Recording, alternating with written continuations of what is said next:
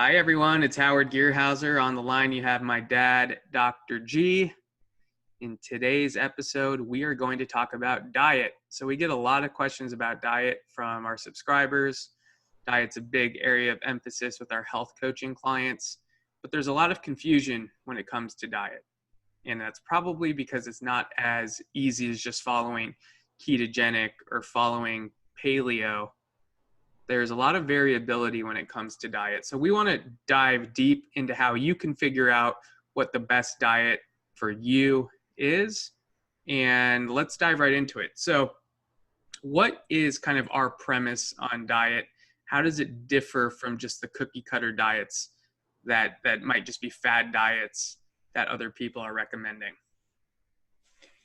Right. Well, I look at diet looking at nature. So as far as a human being out in nature, of course, they're only going to have available to eat is what is there. So think of a hunter-gatherer who's, say, lives in Canada, in the northern part of North America.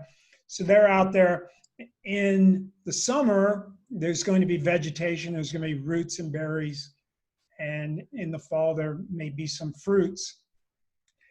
And so during the summer, they're going to have vegetation available, and then they'll also have the meats and fats. And then in the winter, they're going to have more of a animal-based diet available because it's cold. And when it's cold, then the plants don't grow and the ground is frozen. You can't dig up a root, or it might be hard. Maybe they stored a few roots, so they might eat a few roots, but they're not going to be eating fresh fruits or fresh vegetables during the winter. Now, why is that important? Well, as we migrated away from the tropics, then we changed as far as our epigenetics. And the problem today is, of course, is we don't have to regard any of that. We can eat a banana on the Arctic Circle in January, and it's fully available. They fly it in from Panama. So they fly in a banana from Panama, and you eat that carbohydrate-laden food in the dead of winter, when in your environment that should not be available.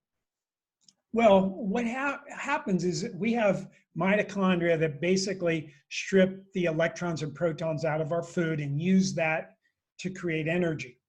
And those electrons in a banana, say in the carbohydrate of a banana, basically have a barcode on them.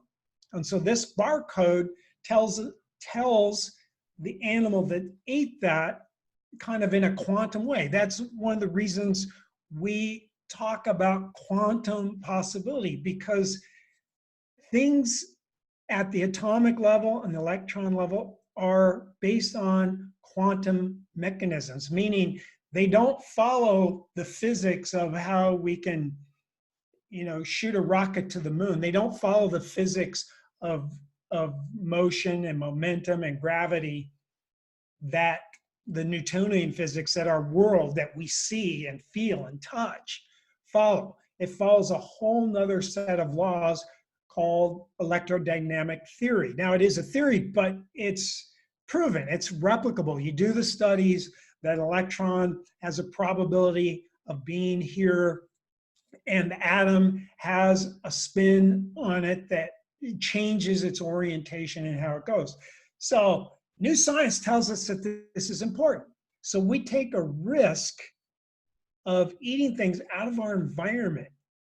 And what this does is we have these proteins on our membranes and our mitochondria called the cytochromes that take these electrons and move them along. And if they're the wrong electrons for your environment, then that creates extra, say, inflammation.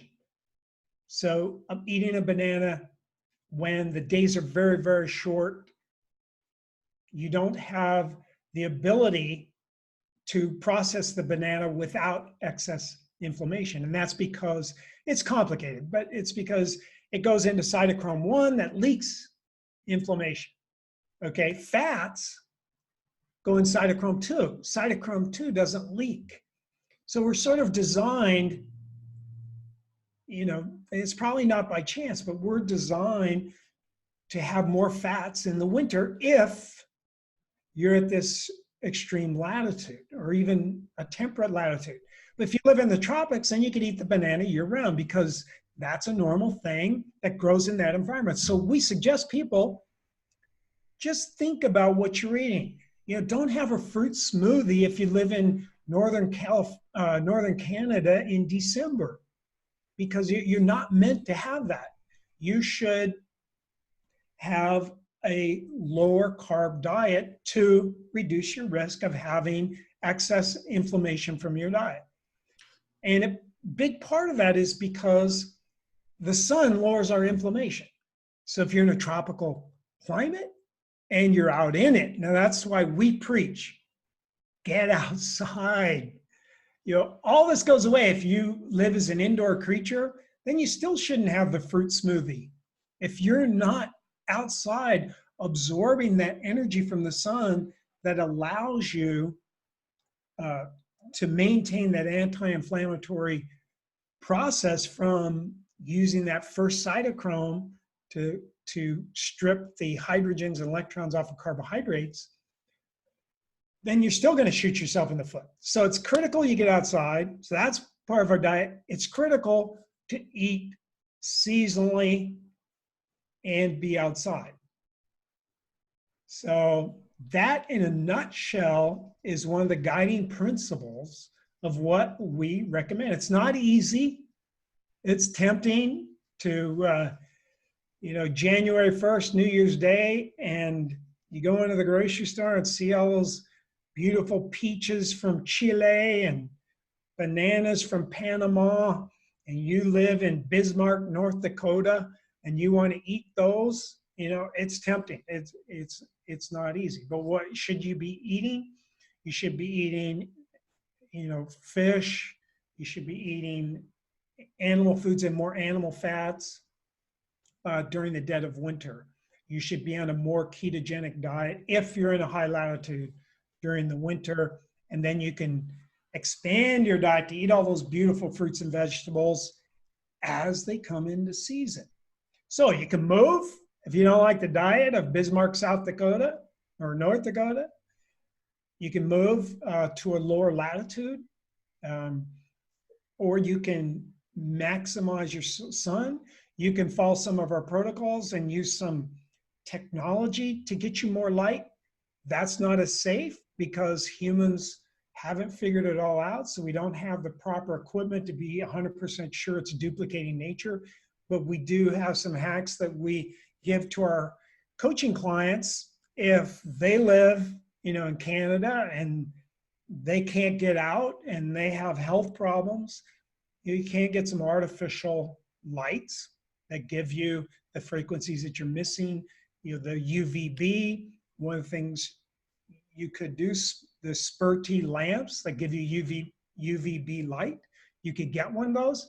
That would be better than, just getting sicker and sicker. It might not be quite as good as moving down to Panama.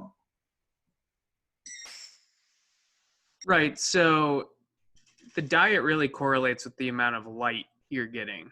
So if you think about it logically, like a fruit can't grow in really cold climates, at least most fruit, or without the sun.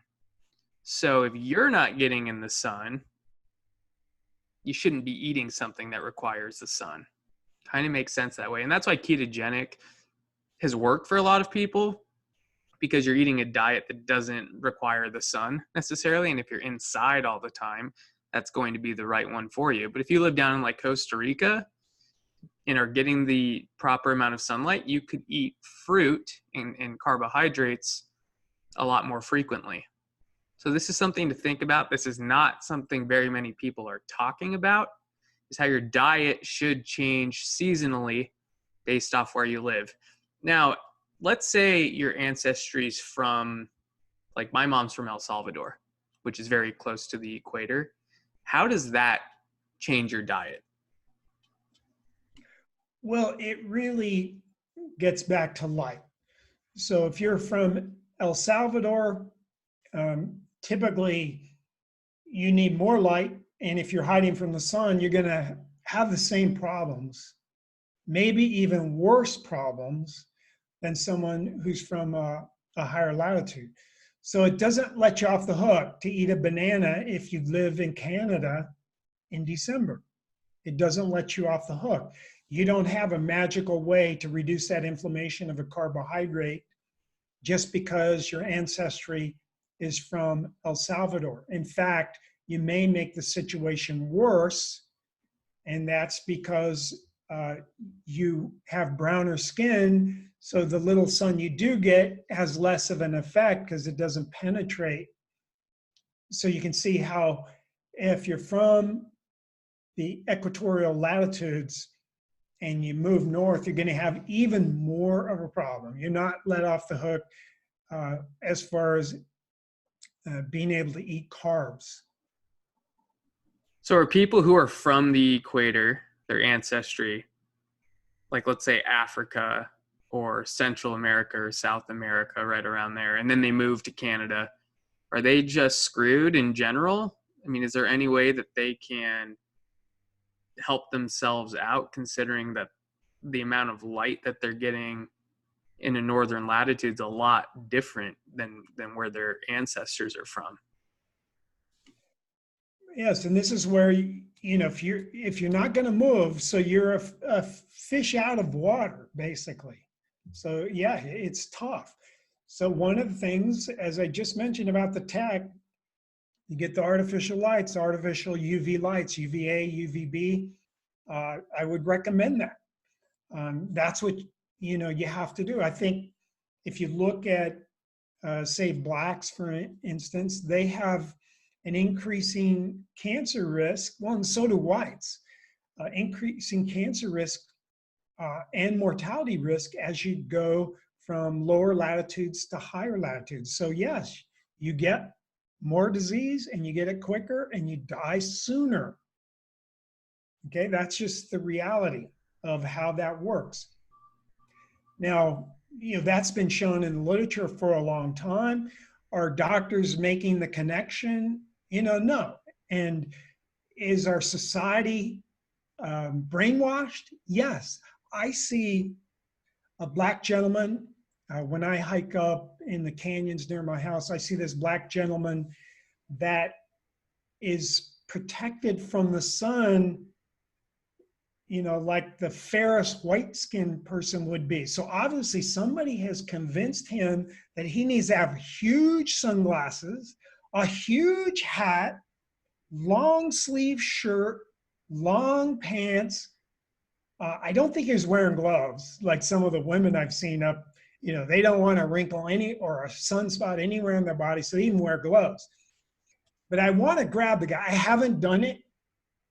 I just feel like, okay, and this guy's so friendly. He like waves to me and I wave back, and I just want to grab him and shake him and go, who told you this? You need twice as much sun as I do. And look at me, I'm half or 7/8 naked. I'm practically naked. I got a little thing to keep me from being arrested.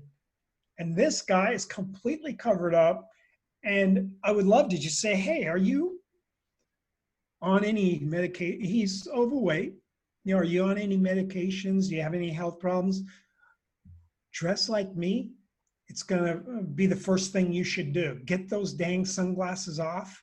No matter how much sun you get in your eyes, when you have dark brown eyes, sun isn't going to hurt you. It's going to help you. Your ancestors were in the sun, all day, every day. You might go in your grass hut once in a while, but you were in the sun basically all the time. And that's what keeps you healthy. And that's why blacks have a shorter, in my opinion, a shorter life expectancy than whites in the United States, is because no one's telling darker skinned people about this. No, you need to be in the sun more than me. And here I'm not getting enough because I work indoors. Actually, I don't work indoors, but I used to work indoors. Most of us work indoors. Most of us go straight home from work and go indoors and watch TV or get on our computer or get on our cell phone. We're really screwing everything up as far as our health. So we see that in our life expectancy. It's now dropping.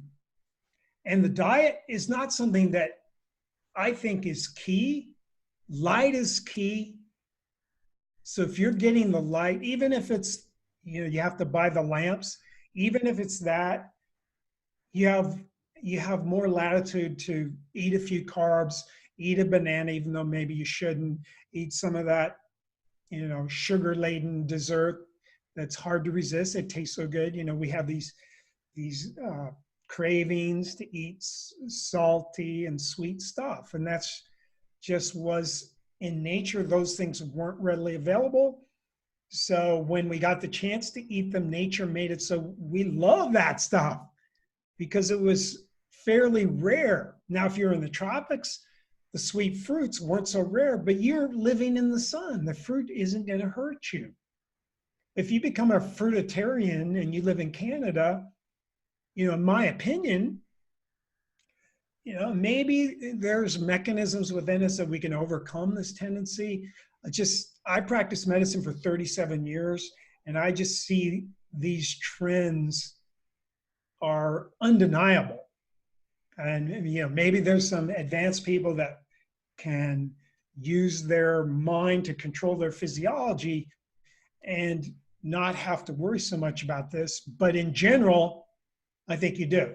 And this system of using quantum physics, our body is way ahead in technology of any of the technological things that, we've got these, the cell phones and all this amazing tech stuff that's happening. We already do this internally because it's all based on quantum electrodynamic theory, which nature's been using since day one. And the cosmos has been using since day one. And so we're late to the game. The things we're doing are not new, but we don't know what we're doing. So we're kind of scrambling the waves that our body's doing by creating our whole artificial waves. And that's why we want you to be cautious about using the tech and be sure and get your dose of nature first. And another thing about diet, which I think this concept of mindful eating is becoming more popular, but I wanted to touch on this because I think it's really important. When someone lived out in nature and food wasn't as easy as just walking to your refrigerator or going to the grocery store, and you really had to either go hunt or you had to grow a garden, or even with water, you had to hike 5 miles to go to the local spring to collect water. There was an immense amount of gratitude that you felt for every bit of food you received and every bit of water that you received. So when you're actually ingesting these things, your appreciation for it was sky high. We've become a gluttonous society where we don't appreciate anything that we're putting into our body. So the frequency that you're at when you're actually consuming, I think, has a lot to do with the way those protons, neutrons, and electrons are actually processed within the body too. So when we think about getting back to nature, it's not just what food was available within the area, but also your level of appreciation for that food. When maybe you went days without food, you wouldn't be eating 5 meals a day. You'd probably be practicing something more along the lines of intermittent fasting. And I think one of the big benefits of intermittent fasting is it creates that level of gratitude. When you do get to have that meal after going 16 hours without eating, you're extremely grateful for it. So if you can incorporate these fasting periods just to change your level of appreciation for what you're eating, I think that goes a long way and may be more important than what you're actually putting into your body. With that being said, I think when you have a heightened level of appreciation and gratitude, you naturally gravitate towards those foods that are going to nourish your body. So that's a big thing to consider as well. Are you grateful for what you're putting in? I mean, you see those videos of children in third world countries who are given any type of food and they're just so grateful. What they're consuming is probably going to be a lot healthier than someone who just eats that mindlessly. What are your thoughts on that, Dad? Yes, I agree entirely. And another issue that's kind of similar to this is getting stuff that's local and maybe purchased from local farmers, and then worrying about the toxins that are in the agribusiness, the big corporations that farm, and they use glyphosate, which is really a disaster for everyone. This poison, the Roundup, that they just spray on everything nowadays. So if you go to the farmer's market, you get something that's not wrapped in plastic 6 times. You go to the farmer's market, you put it in a basket, you're giving income to a local person, and talk to them. So you can tell by talking to them if they believe that you shouldn't spray Roundup on your ground and poison it forever. And you put out there into the society that we economically support small people to grow small patches of stuff with love and care, instead of going to Costco and get the wrapped in plastic 6 times, whatever. As much as you can, support local stuff. Go to a farmer's market, talk to the farmer, learn something about it. If you're buying meat, talk to, how do you raise your animals? What do you feed your animals? Maybe visit their farm. I try to do that when I want to use someone on a regular basis as a source for a food product. I like to go visit them. Can you give me a tour? Most of them are glad to do it, and it's fun. You learn a lot, and you get, as Howie said, you have way more gratitude for what you eat when you can visualize in your mind where it came from, what that chicken was done before it sacrificed its life to give you life and to continue your life. Energy is not created or destroyed. It just gets transferred. And so the energy from food gets transferred into us. And again, these quantum electrodynamic theory principles are part of that whole process, which is kind of the magic. It's the magic of why we have consciousness, of why we have a spirit. These things are part of this quantum electrodynamic theory. And just to touch on a point for those meat eaters out there, we eat meat. We're not vegans or anything, but I think an important part with eating meat is understanding that you're taking an animal's life to help keep you alive. In the practice of actually killing an animal is a sacred practice. So when we take that out and we mindlessly eat meat, fast food or whatever, and we don't realize that this was an animal that gave its life for us, we're eating with this level of, we're not appreciating it at all. If you go out and kill an animal, you feel this sorrow and this pain for having to take something's life. You want to appreciate every bit of that animal because you saw what happened to it. So I recommend, if you're a meat eater, to go hunting, to go catch your own fish. That way you understand what it actually means. For us, we hunt elk, we fish, we hunt ducks, we love the meat and we share the meat. We don't waste one bit of it. So if you are going to eat meat, I recommend trying some of that, or go vegan. If you can't hang with that, then I wouldn't recommend eating meat because you're not going to appreciate it. You can go visit the farm too. Maybe go witness something if you don't want to do it yourself. I think it's an important thing, if you're going to be a meat eater, to understand that this is an actual life that you're taking. What do you think about that, Dad? Yes, well, I have a video about that, so I'm not going to spoil that. That'll be coming up soon. Awesome. Is there anything else you want to add in terms of diet and just kind of thinking about, people have all these questions on diet. Is there any other advice we can give them?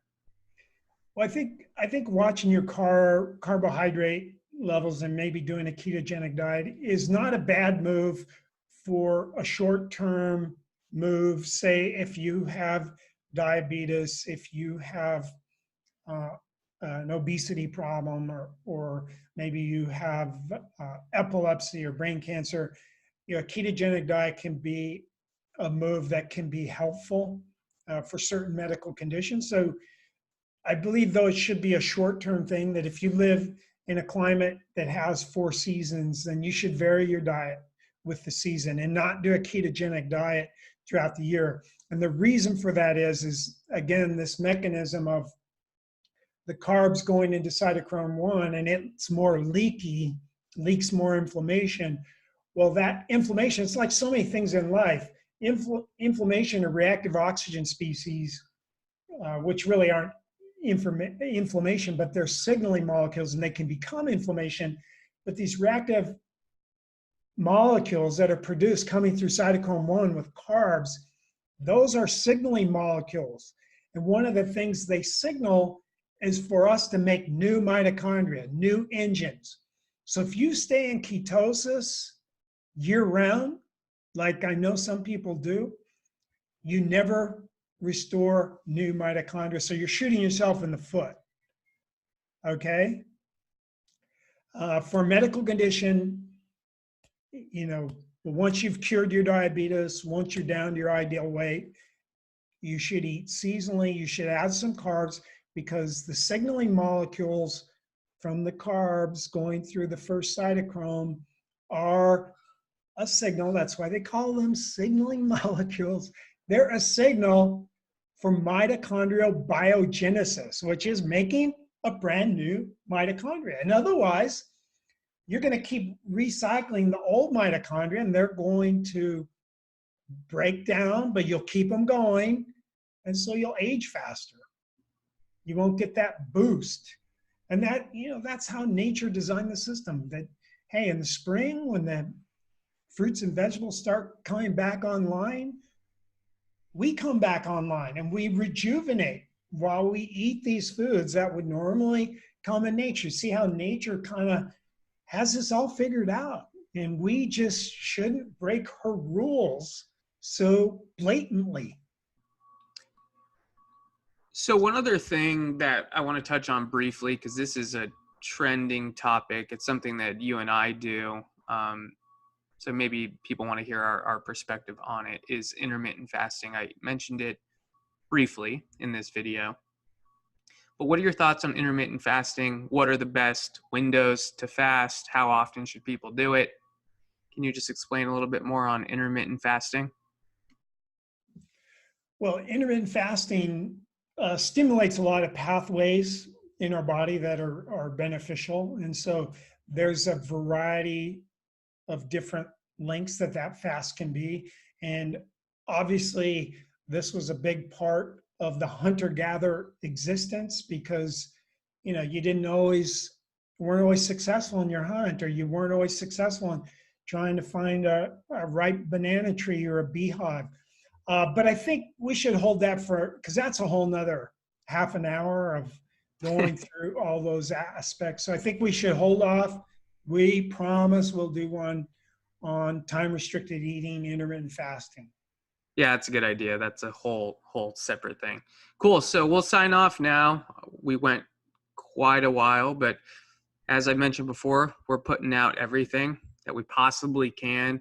If you have any suggestions of topics that you want us to make videos on, we'd love to hear your suggestions, and we will see you on the next episode. Thanks, Dad. Okay.